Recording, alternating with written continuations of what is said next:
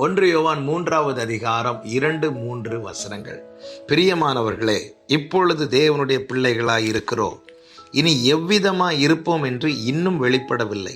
ஆகிலும் அவர் வெளிப்படும் போது அவர் இருக்கிற வண்ணமாகவே நாம் அவரை தரிசிப்பதினால் அவருக்கு ஒப்பாய் இருப்போம் என்று அறிந்திருக்கிறோம். அவர் மேல் இப்படிப்பட்ட நம்பிக்கை வைத்திருக்கிறவன் எவனும் அவர் சுத்தமுள்ளவராய் இருக்கிறது போல தன்னையும் சுத்திகரித்து கொள்ளுகிறான். கர்த்தருடைய பரிசுத்த நாமத்திற்கு மகிமை உண்டாவதாக. கிருபையினால் ரட்சிக்கப்பட்டு அவரோடு கூட உடன்படிக்கை செய்ய கர்த்தர் நமக்கு கிருபை செய்திருக்கிறார். அந்த உடன்படிக்கையின் பெயர் தான் ஞானஸ்நானம். ஞானஸ்நானம் பெற்றுக்கொள்ளும் போது பாவத்துக்கு மரித்தவர்களாகவும் அவருடைய உயிர்த்தெழுதலின் சாயலிலே இணைக்கப்பட்டவர்களாகவும் இருக்கிறோம் என்று ரோமர் 6வது அதிகாரத்திலே அழகாய் சொல்லப்பட்டிருக்கிறது. அப்படி இணைக்கப்பட்டிருக்கிற